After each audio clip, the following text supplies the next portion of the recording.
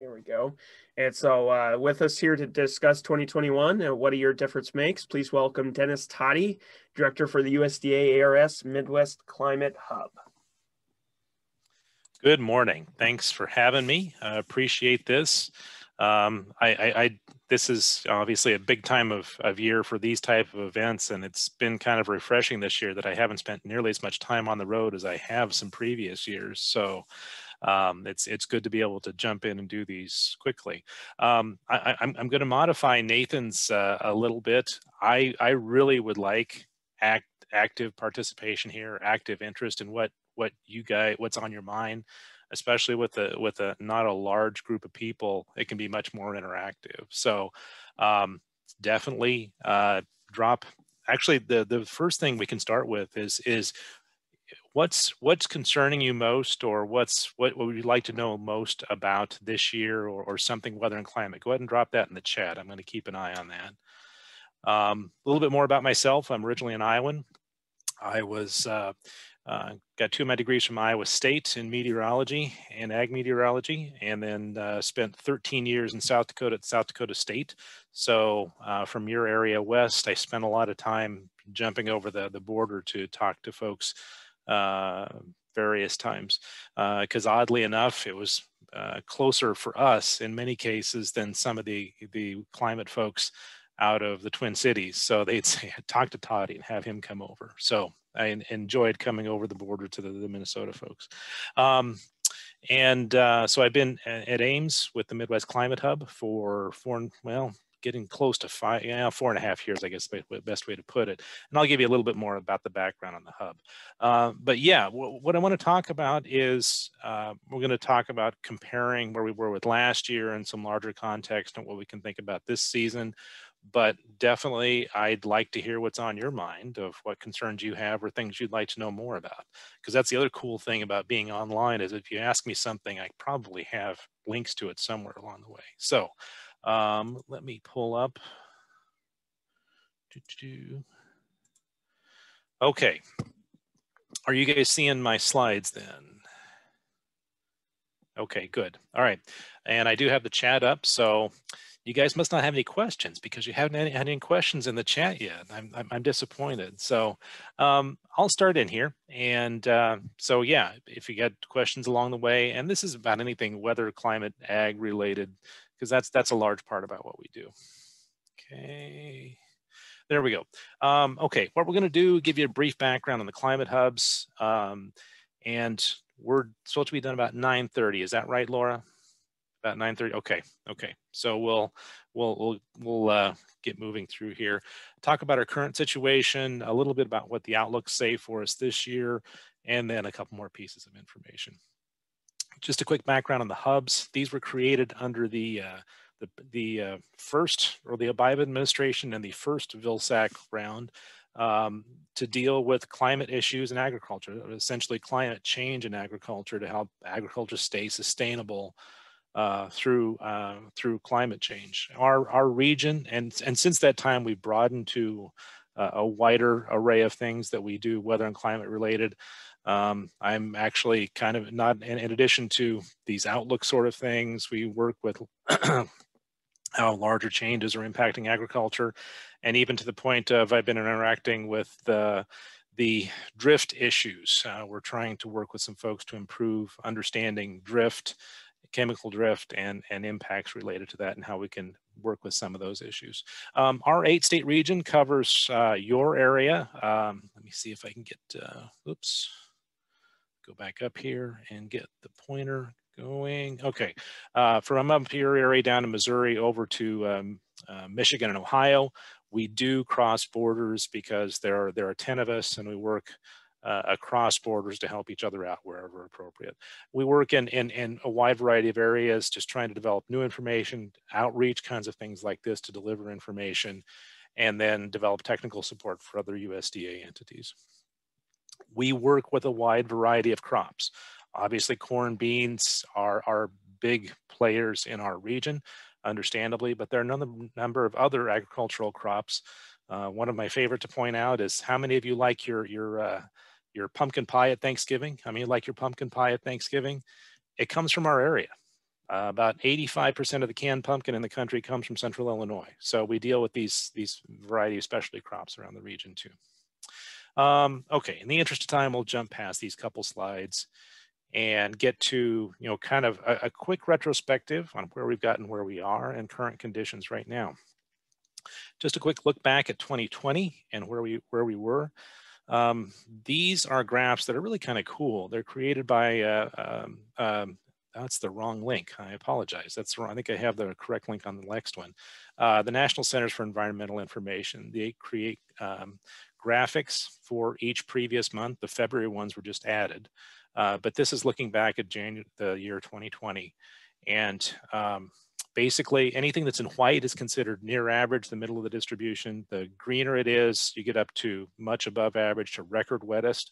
A few places in the Southeast were record wettest in 2020 out of data from 1895 until 2020. Conversely, as you get browner and you get over to brown, the record driest, you'll notice the desert Southwest, or the whole Southwest. And we're going to talk about that briefly here just a little bit. But up here in Minnesota, you were below average overall for the year. And we had some problems here in Iowa, in addition to the derecho, but even worse problems in Western Iowa. From a temperature standpoint, 2020 was the 113th warmest, 113th on the list. It would end up actually being the 14th warmest on record of this 1895 to 2020 time period. Okay, let's see.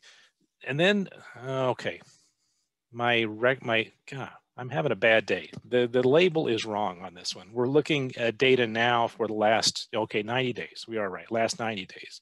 That's kind of where we were last year. So we were dry, a bunch of last year, warmer than average. So that helped to dry conditions out also. Now we're going to move up a little bit closer to more recent period to put us in our context for where we are. So upper left-hand side is last 90 days precipitation, the total precipitation.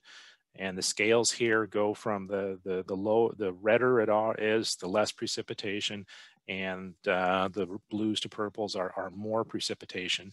So you have the Dakotas that has had very little precipitation over the last 90 days, down to Kentucky, who's had very heavy rainfall a couple weeks ago. Not a whole lot of precipitation up in your area either. On the lower right-hand side, where we are, percent of normal. Again, on the low side, 50, 70% of normal, a bit below average.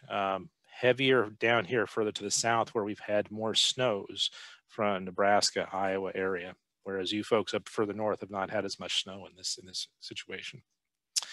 Where that has put us in the way of soil moisture, the real question we're always trying to get at is what's going on in the soil. Precipitation matters, but when you're dealing with agriculture, particularly, it's what's in the soil that is the real issue. We don't have, some states have better monitoring capabilities of soils. Minnesota, unfortunately, is not one of those. The Dakotas are improving in this, and some of the plain states. We've got some Midwestern states that we're trying to encourage to pick up our game. But what we're trying to contrast here is showing where we are on the upper left-hand side, which is the most current one using, and this is a model. These aren't measurements in the ground. This is a model which works pretty well on a widespread basis, trying to assess the overall condition across the country. And it gives you a ranking on a percentile scale. Basically, the brownest areas would be on the lowest 2% or driest on record, all the way up to the blue is the wettest on record. And up on the upper left-hand side, you have where we are right now. On the lower right-hand side compares to, this is from January of last year, but that didn't change a whole lot as we entered the spring. If you remember going into last year, if you heard us at all, we were warning people going into the season to be ready to be delayed because of wetness, and we had real concerns about that. I think you folks were maybe delayed a little bit, but not too bad. Further north, northwest, up into North Dakota had some serious delays, partially because of carryover wetness and partially because they still had crop in the ground they had to get rid of. But ended up, we turned dry last spring and things were able to move along relatively well overall. Compare that with where we are this year, over on the lower right-hand side, we were on the upper end of the soil moisture spectrum. Here we're on the lower end of the soil moisture spectrum. Where you are in your location is not specific. And I'd like to hear what people think about their soil moisture situation if they want to chat that in, because we're always interested in what things look like on the ground. But generally, Iowa, Minnesota, and West soils are quite dry comparatively, and some places even in the eastern Midwest, we're still trying to assess overall what we're looking at there. So that's the guts of what we're talking about, is how much different we are this year compared to last year. And even 2019, we're going into 2019, we were quite wet going into 2019, and we ended up with the major issues we had and delays that year. Okay, from a temperature standpoint, just to kind of catch us up where we are overall right now, upper left-hand side is last 90 days departure from normal temperature. On the lower right-hand side, the 30-day departure from normal. Okay, upper left-hand side, largely warmer than average, because that really is the case for much of the winter. We were generally warmer, especially in the northern plains area. And this includes that cold outbreak in this. So it would have been even warmer than that if it had not been for the February cold outbreak. If you look at that February cold outbreak period on the lower right-hand side, we're looking at a situation there of, up in your area, we were, 8 to 12 degrees below average. And then you went further south and it was even worse than that. So a monster cold outbreak that we were dealing with there. Quick check on snow cover. You guys are getting close to the edge of being able to be rid of snow up in your area. Up on the upper left-hand side, this is the snow depth, and this is a NOAA product that's pretty good at assessing the overall snow situation. Snow depth, upper left-hand side, and on the lower right-hand side, how much water is in that snow on the ground. The warmth, we've been rapidly eating away at this. Depending on what your situation is, we may not be done with this. We'll talk about that more here in just a little bit, about potentials for more snow. And that we're in the middle of March is not surprising either. And then just a quick assessment of where we are overall this way in winter snowfall. This is total snowfall. Scale is on the right-hand side. Again, the same NOAA product gives you total snowfall. The red areas down here have been at over 4 feet, 48 to 72 inches of snow, because this area from Nebraska through central Iowa has been we've been part of that active area, not quite as some of the bad as just as south of us. And then, up around the lakes, much more.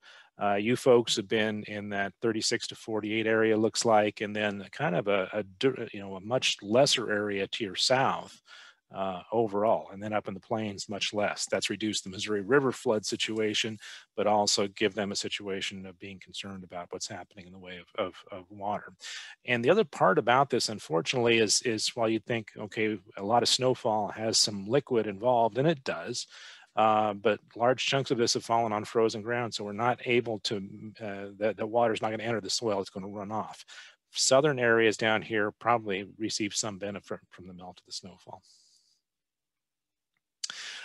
Soil temperature standpoint, some other states have some maps. It looks like you folks have some improving data in the way of soil temperatures available. Unfortunately, there's not a map that gives you what the map of soil temperatures are. So instead of trying to pick different locations, I just put the link to where you can find that. If you're not aware of it, go ahead and take advantage of it.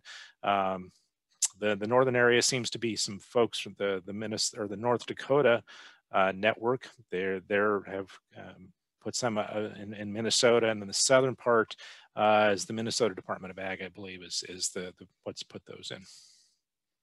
The other part, just along with this quickly, is the way of frost depth. What we're dealing with in the way of frost depth, because of the relatively dry soils and uncovered snow or uncovered ground, a little bit further to the west, even here along the Minnesota River, 2 to 3 feet of soil frost at this point, and that's pretty good given our situation right now. As you get further east, the frost depth is not quite as deep at this point, and again, we'll start working on this a bit more, though temperatures are going to cool down a little bit on us. Okay, wrapping up where we are in the drought situation. This is a map called the U.S. Drought Monitor. Is everyone familiar with this map? I'm just curious if people are familiar, have known about this map. It's been around a little over 20 years. The assessment of it is to try to give you a snapshot each week of what drought conditions are across the country. They range from white is no drought to yellow is D0, considered abnormally dry. And that, or abnormally dry, does not mean drought. We don't officially consider drought until you get to D1, which is the tan, and then all the ranges up to D4, exceptional drought, the brownest area here. So most of southern 2/3 of Minnesota is considered abnormally dry, which is not officially drought. If you think differently, please let me know, because we have the ability to pass those comments on to the author each week. Far northern Minnesota is in D1 moderate drought because of the carryover dryness and lack of snow we've had so far this winter. See down to the southwest just a little bit, South Dakota, Iowa, D2 and D3, and then a lot of the southwest. I mentioned how dry it was last year. They did not get much recovery this winter, so very serious issues down in that area. Zoom that up in a little bit more just to give you a quicker look. The other important factor about the Drought Monitor is it does kick off a number of USDA programs. They're triggered by levels of the Drought Monitor, so that's why it's always important to keep track of that. And it's also important for us who can contribute to the quick background of how this map is created. There's a single person that redoes this map every week based on the previous map, but they have input from several hundred people around the country. And we're one of those people who can give input from our region. So we like to hear if what people are seeing from the way of impacts locally, because we can then kick that back to the author and say, here's what we're hearing in this area, and see how that lines up with the numbers that we're seeing in that area. Okay, jumping ahead to where, okay, let me pause there for a second. Are there any questions anybody has at this point? You can chat them, or you can raise your hand and jump in as you want to overall.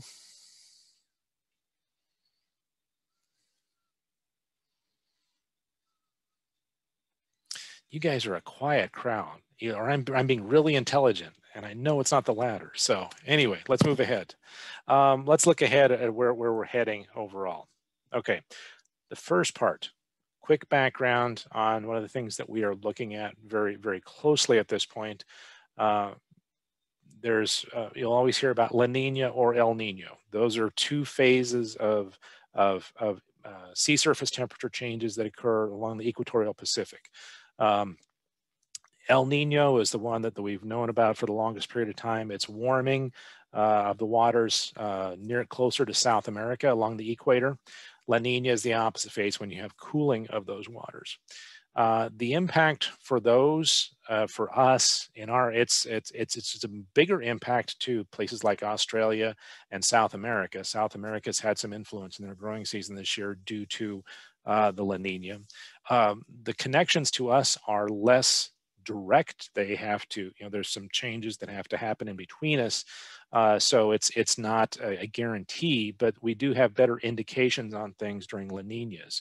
As this winter was La Nina, we were expecting a bit more active pattern in the northern plains, upper Midwest somewhere, and it finally did come to pass. Didn't quite fall where we expected it to, and the cold finally did come around that we would expect more likely during a La Nina winter. More importantly, as you get into summertime, there are impacts related to La Nina in the summertime if there is one that occurs. So this just gives us an indication on where we are with La Nina and El Nino looking through the next year.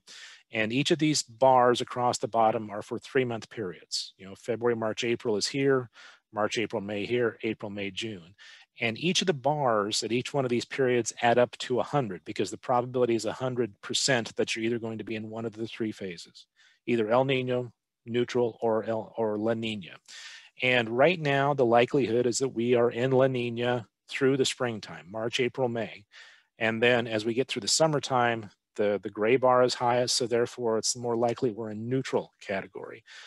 Neutral doesn't mean average, it just means less indications one way or the other.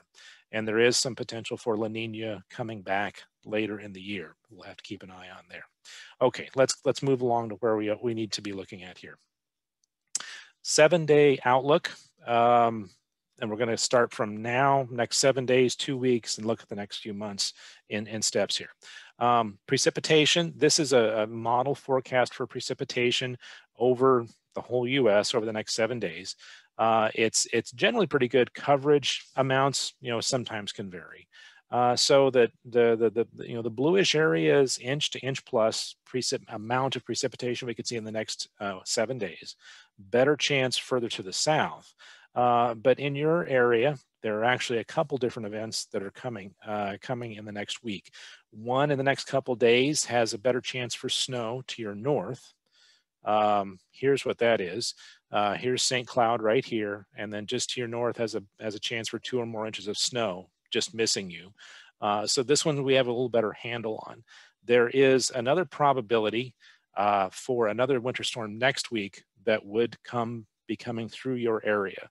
It's way too far out to give many details on it, so we won't go into that too much. Just keep an eye on local updated forecasts. For people who have livestock, may want to keep an eye on things depending on how big the storm ends up being. Okay, next, the week after this, 8 to 14 day. Now these maps go on based on probabilities, not saying it's going to be X amount one way or the other, but the probabilities are for temperature on the left-hand side, precipitation. So it looks like as we get to the 3rd week of March, the blue area indicating a better chance of being colder than average after a nice warm start. We have a weekish period plus where we're going to be a little colder than average. Along with that, we have a better chance of being dry, okay? Probably not a bad thing with colder temperatures. It means we don't get too much more snow, but we don't get much more moisture along with that either, unfortunately. The whole month of March overall has a better chance of being warmer than average. So the warm start, cool period, it looks like latter part of the month we warm back up. So more likely overall, we're going to be warmer than average. And precipitation wise, the outlook was we're right on the edge between the wetter to slightly wetter to our east, slightly better drier to our west. So right now you're probably going to fall in that, it looks like. Then we go to the 90-day. This is for March, April, May now. And the warm area stays south, means we have less chance of being warmer than average. Doesn't mean average, just mean we can't say too much. Slightly better chances for precipitation, right on the increased chances for precipitation, okay? So this doesn't tell us too much about the spring, but there are a few things we do know going into the spring. One, our soils are drier. So it's likely that they will warm up more quickly. We're mostly rid of the snow, and if we don't add too much more, we don't have too much snow to get rid of. Some frost in the ground we got to get rid of. Also, drier soils will warm up more quickly. So it's likely we get access to field access and moving along a little more quickly than we would expect some other years. So I don't think we're going to be, we may not be early necessarily, we could be, but I certainly don't think we're going to be delayed in the way things are looking like right now. And then we jump to May to July, getting into the main part of the growing season, a better chance again of being warmer. And then the EC equal chances, even odds for below or above average. We don't have too much we can say right now. The La Nina goes away, so our ability to say much about the summertime kind of falls away along with that. If La Nina would persist, which is possible into the summer, unlikely, it would increase our chances of being warmer on the left-hand side, and it would increase our chances of being drier on the right-hand side. So we have to watch for that because La Ninas do tend to cause some more problems for us in the growing season. So if you look at the overall risk situation, we do have some drier soils going in. There's a slightly increased chance of being warmer and possibly being drier, though not a strong indication yet. So the risk indications are to slightly increased potential for some dryness problems. Less of a problem where you are, the further west you go, the bigger drought problems are more likely to occur. So we'll stay updated on what this is happening and talk to you more as we go along. So take home messages: drier than in recent years, some additional spring precipitation we expect, but it doesn't look like excessive at this point. So that's an advantage. Growing season start, I don't see major issues to the start of the growing season other than being a little bit dry, and that's not a bad thing. Another thing about planting is planting with dry soils, good rooting depth. You get better rooting depth along with that. As I mentioned, a slightly increased risk of problems into the warm growing season. We don't foresee major issues, but there is a slightly increased chance of some problems based on the things that we're seeing right now. So dry soil starting the year are likely, again, could have some earlier field access, certainly not seeing delays. Dry soils warm more quickly. Rooting depth usually is better in dry soils than in wet soils. So, reducing tillage, kind of things to conserve moisture. Plant populations and nutrient yield targets, maybe want to consider those. Right now, I don't see major issues up in your area, but you may want to give some thought to those if you still have an opportunity. We are going to be relying on ongoing precipitation because we don't have as much moisture in the soil going in. We will need to make sure we keep rainfalls going. And then the same risk situation for all. I mentioned further west you go, the problem areas. Eastern Corn Belt, we have less concerns about overall, but there are some potential issues over in that way also. Okay, just one more quick thing. If you like hearing things like this on a more regular basis, the third Thursday of each month, we help co-host a webinar where we do, again, something like this in a longer form with question and answer. Usually a state climatologist is involved. Pete Boulay from your state climate office has been a presenter a few times.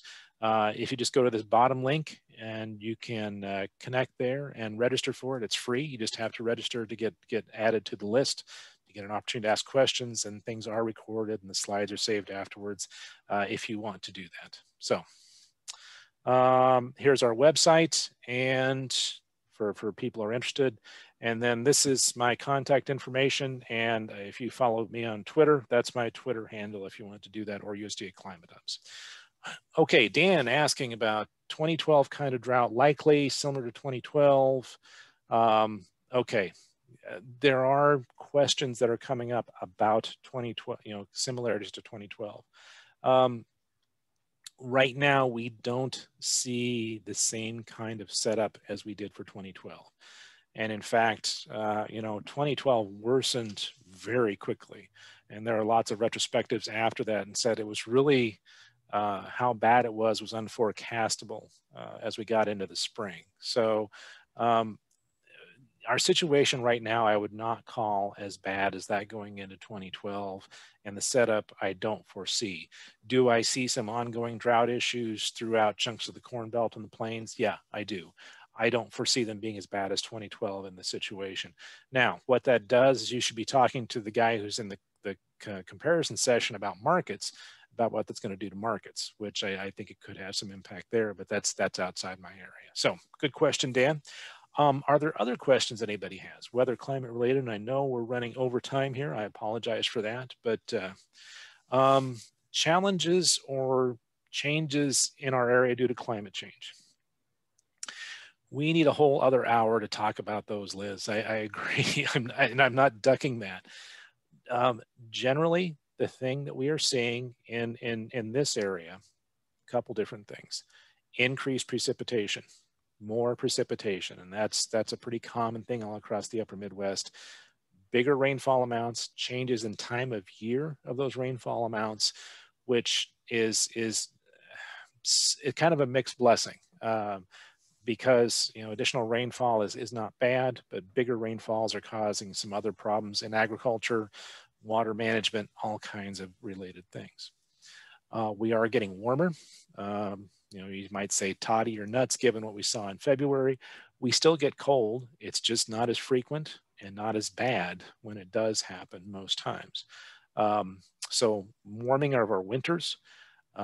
We're seeing warming during the cold season or during the warm season, but it's warm overnight temperatures. Our overnight lows are higher than they used to be. Our daytime highs, the longer term trend is really relatively flat overall. So it's warming in our nights that we're seeing during our warm season. And then that has some downstream effects, changes in disease issues, changes in insect issues that are really good conversations we need to have. But from a time perspective, I can't dive into those very much. But that is a large part about what we do with the Midwest Climate Hub. And we'd love to have more of that conversation to talk to people about that. All right, Dennis. Well, thank you for presenting here today, and thanks for everyone for coming. We need to get on.